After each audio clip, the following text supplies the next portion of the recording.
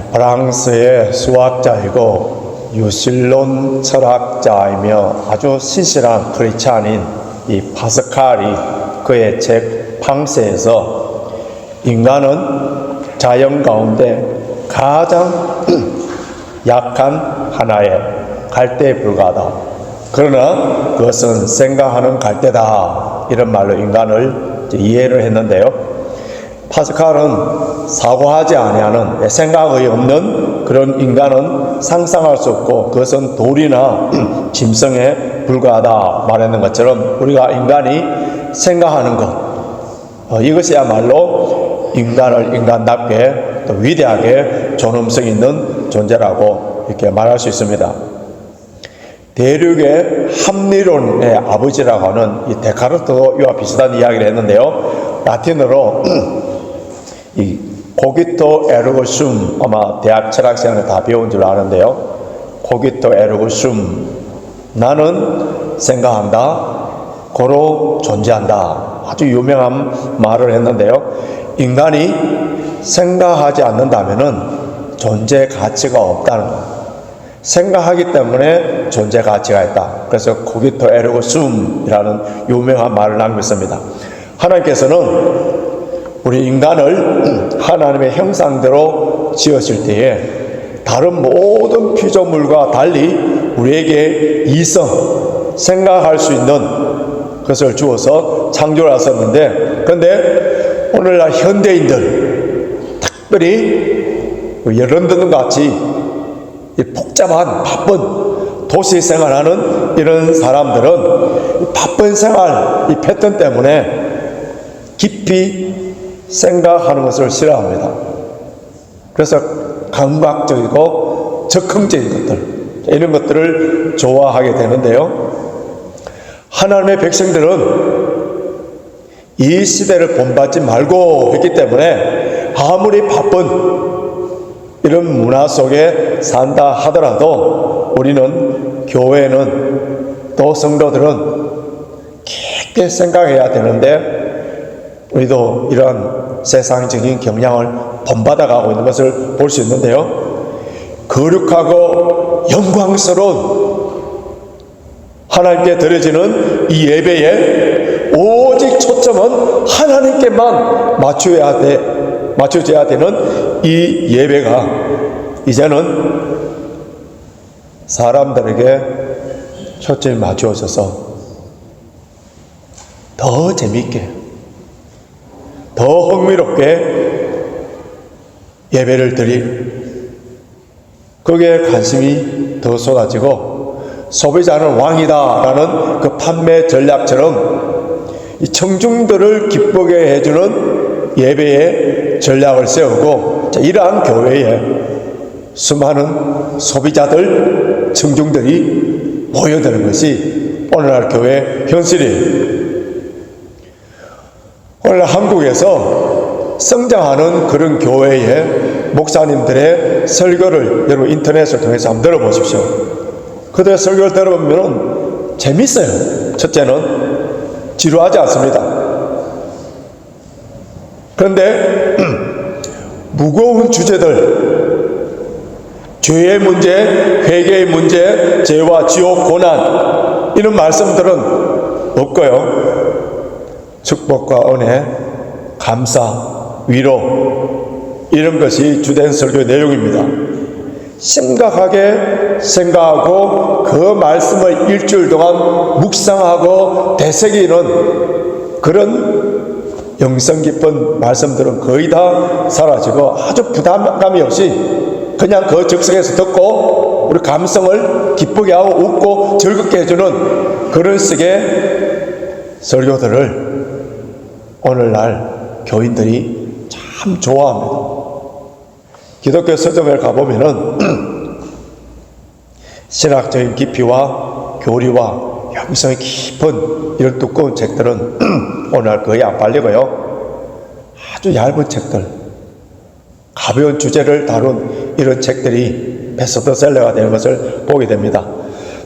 그런데 우리 예수님께서는 제자들에게 하나님 나라에 대한 그 진리들을 말씀하시면서 비유로 설교를 하셨는데 비유는 어떤 진리를 직접적으로 나타내는 것이 아니라 간접적으로 나타내는 방편이기 때문에 이 비유를 들은 사람들은 깊게 생각해야 됩니다. 그러니까 깊게 생각하지 못하는 사람들은 이 비유를 통해서 아무런 의미와 뜻을 깨닫지를 못하는 거예요. 똑같은 사건을, 똑같은 말씀을 들었음에도 불구하고 생각이 없는 사람들은 그 사건을 통하여, 그 말씀을 통하여 아무런 깊은 진리를 뽑아내지 못하고, 그러나 생각이 깊은 사람은 똑같은 설교를 들어도 그 설교를 통하여서 성령께서 나에게 주시는 메시지와 교훈과 책망이 무엇인가를 깨닫게 되지만은, 생각이 없는 사람은 이 긴 설교 내용 가운데에 그냥 우리를 우습게 하는 예화 하나 이런 것만 기억하는 걸로 끝나버리는 그런 경향들이 있습니다. 예수님께서는 따라오는 그 제자들을 통하여서 수많은 말씀들을 비유를 통해서 들었지만은, 그러나 진리에 대해서 생각이 없는, 오직 이 땅에 먹고 사는 것, 그리고 그들이 예수님께서 권력을 잡으면은 그들도 한 권력을 잡을 것이라는 그러한 욕망, 헛된 욕망에 사로잡혀 있고 있었기 때문에, 그래서 예수님께서 그토록 많은 기적을 보여주시고 많은 말씀을 해주셨지만은 그들은 영적인 것, 신령한 것, 하나님의 나라, 영원한 것, 이런 것들을 붙잡지 못하는 거예요. 얼마나 주님의 마음이 안타깝겠어요. 예수님께서 떡 7개를 통하여서 4,000명을 먹인 놀라운 기적을 베푸신 후에 이제 이방 이 땅에서 갈릴리 호수를 지나서 다른 곳을 가시면서, 그래서 예수님께서 제자들 향하여 너희들은 바리새인과 서기관들의 누룩을 조심하라 그렇게 했었어요. 그러니까 누룩이라는 그 말을 듣는 순간에 제자들이 바로 나온 생각이 뭐냐면 빵이에요. 우리가 거기 들녘에서 빵을 배불리 먹고 7 강주리가 남았는데 그 빵을 누구 챙겨왔느냐? 베드로, 요한, 야곱은 누가 챙겨왔느냐? 서로 빵을 챙겨오지 않는 것 같고 막 의논하는 거예요. 그때에 우리 주님께서 제자들을 책망합니다. 너희가 아직도 깨닫지 못하는, 이 말씀이 오늘 설교 제목입니다. 저와 여러분들 향한 성령의 음성으로 받아들이시기 바랍니다. 깊은 생각이 없는 현대 우리 그리스도인들, 어떤 사건에 대해서 하나님의 깊으신 뜻, 하나님의 계획, 이 사건을 통하여서 나에게 어떤 영적인 유익을 주며 어떤 복을 주시며 이 사건을 통하여서 하나님께서 하시고자 하시는 그 계획 무엇인가에 대해서는 전혀 생각이 없는 그 현상들만 보고 그냥 야단법석하는, 중년이 사느니 하나님이 나를 사랑하느냐 사랑하지 않느냐 이런 식으로 야단법석하는 오늘 생각이 없는 모든 그리스도인들을 향하여서 주시는 메시지가 아직도 깨닫지 못하느냐? 아직도 깨닫지 못하느냐? 오늘 9절 말씀 한번 보시기 바랍니다. 9절 말씀, 너희가 아직도 깨닫지 못하느냐? 줄쳐놓으십시오. 아직도, yet, still. 근데 12절 보시기 바랍니다. 그제야 제자들이 떡의 누룩이 아니요 바리새인과 사두개인의 교훈을 삼가라 말씀하신 줄을 깨달으니라. 그제야. 제가 성경을 보는 가운데 이 글자 크게 들어왔는데요, 우리는 아직도 하는 그런 수준이었다면은 오늘 말씀을 통하여서 설교가 끝나는 순간 그제야 비로소 깨닫는 그런 역사가 은총이 있기를 주님의 이름으로 축원합니다. 제자들이 오병이의 기적도 경험했고요. 또 이방 땅에서 떡 7개와 물고기 2마리, 서너 마리를 갖고 이 4,000명이 먹는 놀라운 경험을 체험했지 않습니까? 유대인들에게만 하나님 기적을 베푸시는 것이 아니라 이방인에게도 기적을 베푸시고, 유대인들에게는 상에 차려진 떡만 주고 이방인들에게는 개처럼 여기서 부스러기만 주는 것이 아니라 이방인들도 다 온전한 떡을 주시는구나 하는 놀라운 기적을 체험하고 그 떡에 집중되어 있었어요. 그런데 흥분되어 있었어요. 그들의 생각은 우리와 마찬가지로 다른 것을 생각하지 못하는 떡에 집중되어 있었습니다. 현재 우리나라에 이 극우 세력과 이 극자 세력이 한쪽으로 치우쳐서 완전히 다 한쪽으로 치우쳐져서, 그래서 색안경을 끼고 흑백 논리로 그렇게 싸우는 이런 어리석은 모습처럼 제자들도 물불을 가리지 아니하고 그 순간에 바리새인들의 누룩을 주의하라 하시니 그들 머릿속에는 색안경을 끼고 있었기 때문에 그래서 당장 망으로 생각했던 거예요.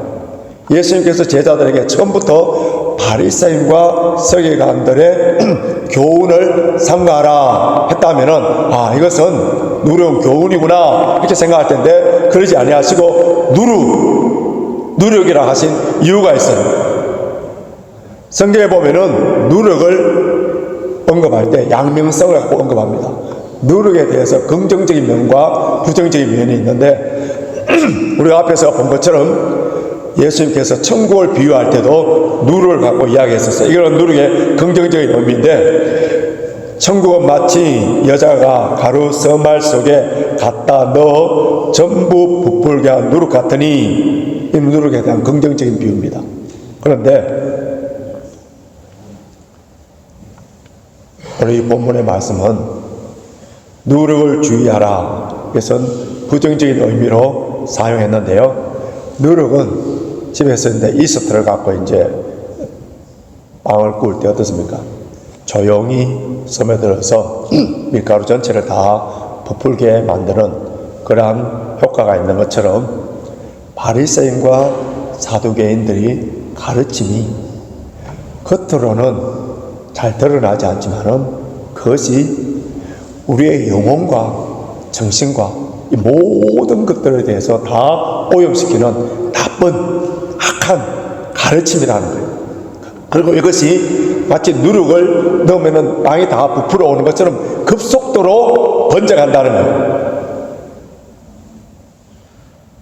여러분, 악한 영향력은 얼마나 전염성이 강한지 몰라요. 선한 영향력은 많은 훈련을 통하여서 오랜 시간이 걸리지만은 악한 영향력은, 전염병은 바로 퍼지는 거예요. 영국에 와서 영어를 처음 배울 때 영국 사람들이 즐겨서는 욕, 그건 한마디만 들어도 바로 기억이 나서 바로 써먹는, 그렇지만은 정말 고급진 단어, 교양 있고 정말 아름다운 그런 말들은 외워도 잘 외워지지 않는 그런 경험들이 있지 않습니까? 우리 한국에서도 지금 문제는요, 생각이 없는 사람들이 가짜 뉴스를, 음모론을 한번 터뜨리면은 요즘은 SNS를 통해서 싹 다 퍼지기 때문에 그냥 길거리에 튀어나옵니다. 이게 가짜 뉴스인지 뭔지도 모르고 무조건 길거리에 튀어나오는, 다 생각이 없는 그런 사람들의 모양인데, 예수님 당시에 가장 종교적으로 자칭 거룩하다고 하고 많은 사람들에게 존경을 받는 이 바리새인과 서기관들이 예수님께 찾아와서 하늘로서 오는 표적을 보여달라고 요청했습니다. 그들은 성경을 너무나 잘 알기 때문에 모세를 통하여서 하늘에서 만나가 내리고 여호수아를 통하여서 이 해가 멈춘 것처럼 엘리야를 통하여서 하늘에서 불이 내리고 그리고 비가 온 것처럼 예수님을 통해서 하늘로서 내리는 표적을 좀 보여달라 그렇게 했었어요. 근데 예수님께서는 이 바리새인과 이 사두개인들 만나기 전에 이미 많은 표적들을 보여주셨어요. 그런데 그들이 이런 표적들을 구하는 이유는 예수님이 메시아이심을 믿기 위함이 아니고요, 예수님은 무엇을 하기 위함인지 오늘 1절에 나와 있습니다. 1절 한번 보십시오. 1절 우리 같이 읽겠습니다. 시작. 바리새인과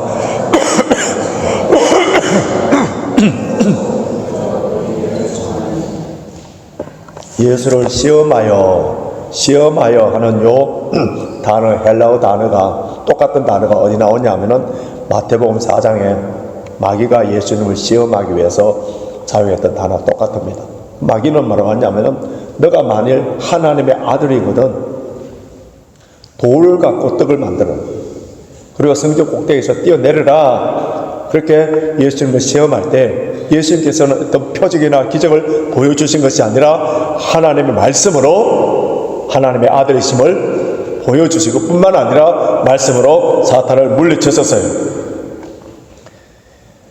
사탄이 예수님을 시험하듯이 이 종교 지도자들이 그들 마음속에 사탄이 지배하니까 예수님을 시험하여서 하늘로부터 오는 표적을 보여달라, 이미 예수님께서 많은 기적을 베풀어 주셨는데 특별히 여기에서는 아주 특이한 단어가 있죠. 하늘로부터 오는 표적, 그냥 표적이 아니고 하늘로부터 오는 표적. 그러니까 그들의 시험한 동기가 있죠.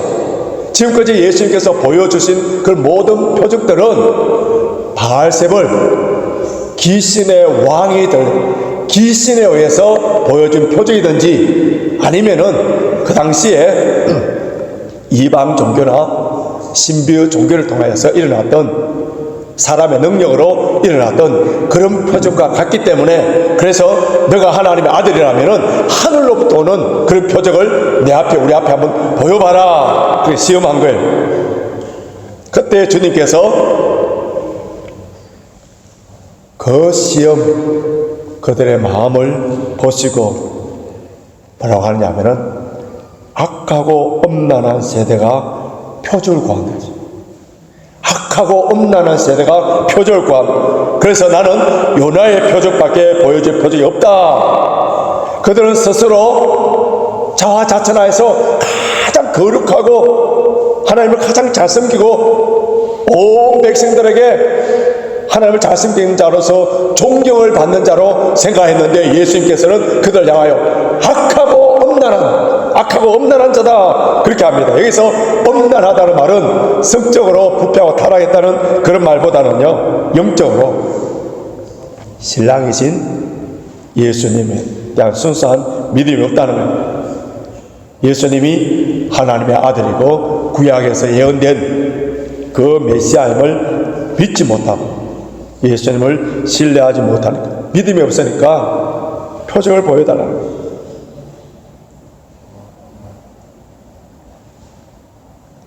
예수님께서는 비록 죽은 자를 살리시고 눈먼 자를 눈뜨게 해주시고 안전뱅이를 일으키시고 문둥병자를 낫게 해주셨다 하더라도 이것이 우리에게 영원한 표적이 될 수 없는 거예요. 왜냐하면 이런 표적을 통하여서 고침을 받는 사람이라 하더라도 또 병들고 이 육신은 결국은 죽게 되어 있습니다. 그래서 주님께서 그들에게 보여줄 한 가지의 표적, 그 표적 요나의 표적이 나섰는데, 요나가 사흘 동안 큰 물고기 뱃속에 있다가 나온 것처럼 우리 예수님이 십자가에 죽으시고 사흘 만에 부활하신다는 그 말씀하셨어요. 여러분, 왜 이것이 주님께서 보여주시길 원하는 유일한 표적인지 아세요? 예수님의 죽으심과 부활이 우리의 구원을 사건을 이루기 때문에 그래요.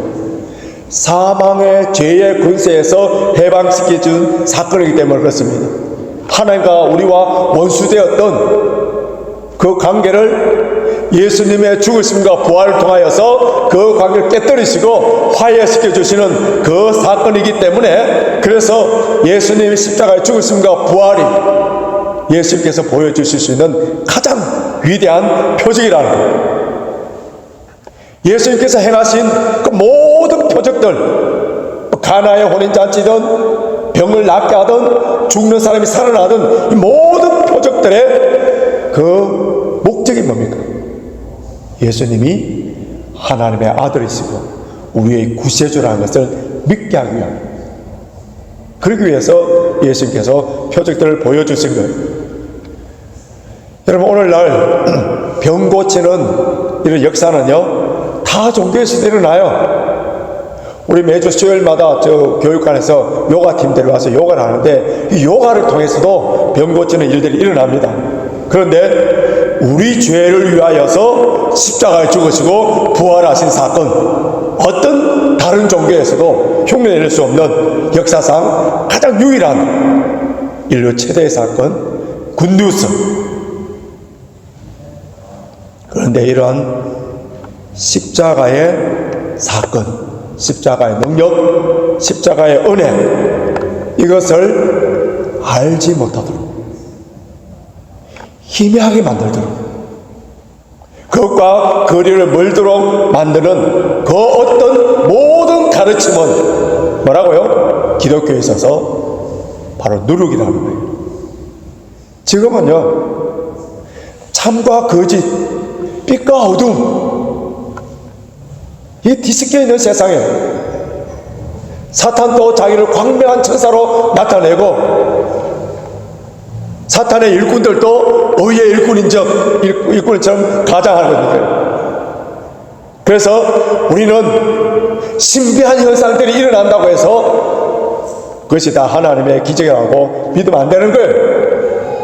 여러분, 이 말세 때에 우리가 성령의 은사로 통하여서 가장 중요하게 강구해야 되는 건 뭐냐 하면은 영적 분별이에요.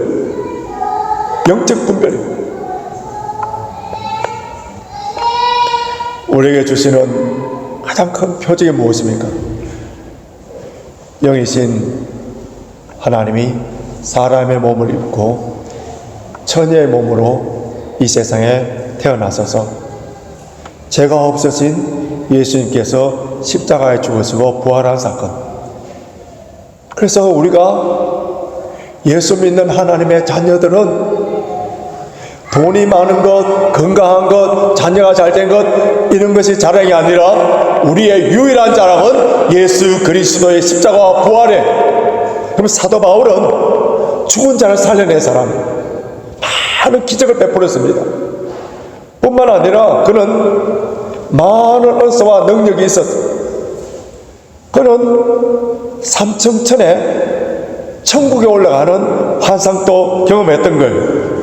그런데 그가 이 환상에 대해서 얼마나 조심스럽게 표현하는지, 그 환상을 표현하면서 그가 한 사람이 3인칭을 불렀, 그리고 자기가 몸 밖에 있는지 몸 안에 있는지 잘 모르겠다 하면서, 그의 체험은 성령으로 말미암아 체험했기 때문에 팩트예요, 사실이에요. 그리고 이것을 성령으로 통하여서 성경에 기록해 하도록 했었기 때문에. 그런데 자신의 이런 주관적인 경험, 체험이 누구나 다 체험해야 되는 객관적인 보편적인 그러한 체험이 될까 싶어서, 그리고 다른 사람들이 그 자신을 더 높게 평가할까 싶어서, 그래서 어쩔 수 없이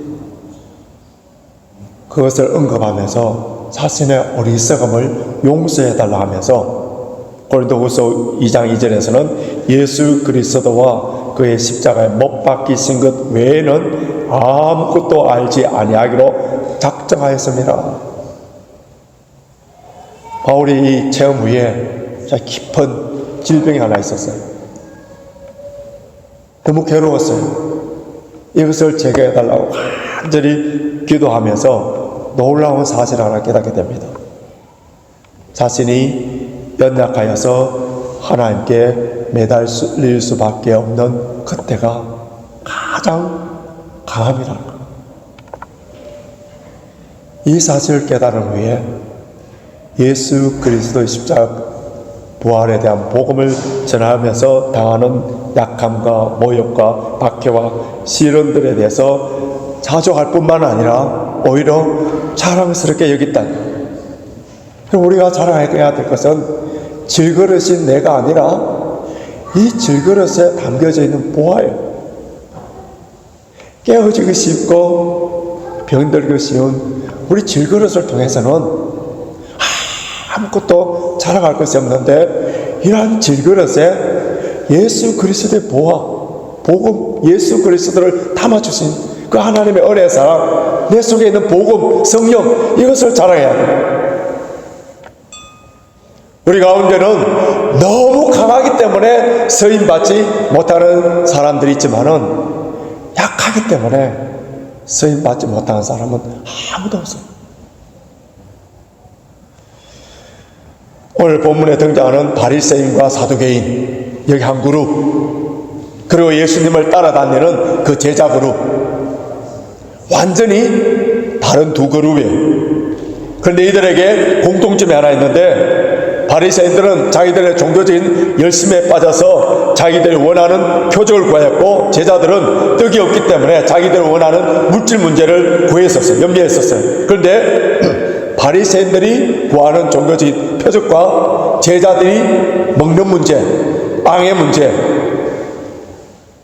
구하는 것은 전혀 다른 문제처럼 보이지만은, 그러나 근본적으로는 같은 문제입니다. 왜냐하면은 그들은 하나님의 뜻이나 하나님의 계획에는 아무런 관심이 없고 자기들이 원하는 것들에만 몰두되어 있는 거예요. 영적인 교훈보다는 현실적인 문제에 더 초점이 맞춰져 있어요. 그럼 오늘 설교하는 저나 여러분은 어떻습니까? 마찬가지예요. 우리 자신과 우리 교회가 주님의 뜻을 이루는 일에 있어서 주님의 일을 할 때에 우리는 뭐라고 합니까? 늘 떡이 없다고 변명하고 핑계대는 거예요. 나에게 능력이 없고, 나에게 은사가 없고, 달란트도 없고, 돈도 없고, 몸도 아프고, 시간이 없기 때문에 이런 것들을 해결해 주셔야만이 내가 주의 일을 할 수 있지 않습니까? 하늘에서 내려오는 그런 표적을 나의 삶에 있어서, 또렷한 하나의 인생에 있어서 매듭을 지을 수 있는 표적들을 하나 보여주셔야 내가 그울의 확신을 갖고 그렇게 섬길 수 있지 않겠습니까? 이렇게 할 때에 우리 주님께서 하시는 말씀이, 아직도 깨닫지 못하느냐? 아직도 깨닫지 못하느냐? 깨닫지 못하는 사람들에게 나타나는 현상. 자, 4절 보십시오. 오늘 보면 4절. 악하고 엄난한 세대. 악하고 엄난한 세대. 8절 보십시오. 믿음이 적은 자들아. 믿음이 작은 자들아. 악하고 엄난한 세대. 믿음이 적은 자들아. 아직도 깨닫지 못하느냐? 저와 여러분에게 영원히 썩지 아니하는 풍성한 양식, 예수 그리스도의 생명의 떡, 십자가의 부활의 복음이 있다는 사실을 왜 아직 깨닫지 못하느냐? 우리 자신과 교회가 능력 있는 삶을 살고 생존을 위한 삶이 아니라 주의 영광을 위한 목적이 있는 삶을 사는 일에 있어서 우리가 경계해야 되는 일이 무엇인지 아세요? 떡의 부족, 땅의 것에 대한 결핍, 육신적인 연약함이 아니라 누룩이에요. 누룩.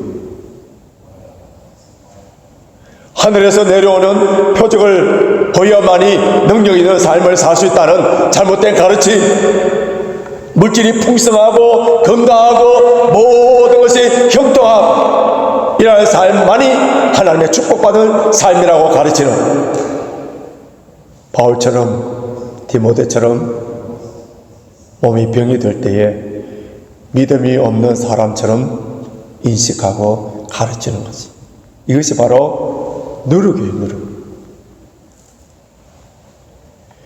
영혼과 진리와 생명이신 예수 그리스도를 추구하는 신앙이 아니라 땅의 것, 물질적인 것, 이 세상의 것을 추구하도록 만드는 물질주의, 기복주의, 이런 것들이 바로 누룩이에요.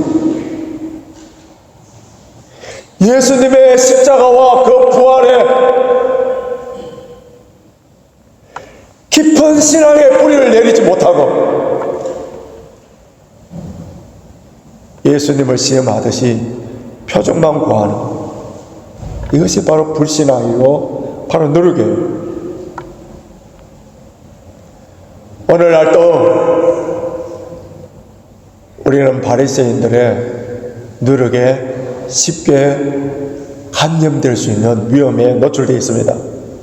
영안이 열려서 생각하는 그리스도인이 되어야 되는데, 영원 불변한 주의 말씀을 깨달음이 있는 그리스도인이 되어서서 생명의 대신 예수 그리스도, 예수 그리스도의 죽음과 부활을 통하여서 우리를 구원하여 주시고 하나님의 자녀로 삼아 주신 것, 이것보다 더 큰 기적이 어디 있으며, 이것보다 더 큰 표적이 어디 있으며, 이것보다 더 큰 축복이 어디 있습니까? 이미 우리는 기적과 표적과 복을 받은 존재임에도 불구하고 마치 하늘로서 내려오는 표적을 보여달라, 엄난하고 악한 세대가 구하는 거죠. 믿음이 없기 때문에 주님께서 그토록 가르쳐도 깨닫지 못하여 이 땅의 것, 떡의 것만 매여서 떡이 좀 많으면 감사하고 떡이 없으면 불평불만하는 믿음이 없는 이런 우리들을 향하여서 아직도 깨닫지 못하느냐. 저와 여러분이 예수 그리스도를 모시고 구원받은 하나님의 자녀, 예수님의 십자가와 부활로 말미암아 그 진리 위에 굳건하게 내린 그 믿음 가운데 흔들리지 아니하고 영원한 천국을 바라보면서 주님이 주시는 평강과 기쁨을 가지고 날마다 천국의 기쁨을 누리고 사는 자들이 바로 깨달은 자의 삶이에요. 이런 깨달은 자의 삶으로서 날마다 승리하는 저와 여러분이 되시길 주님의 이름으로 축원합니다.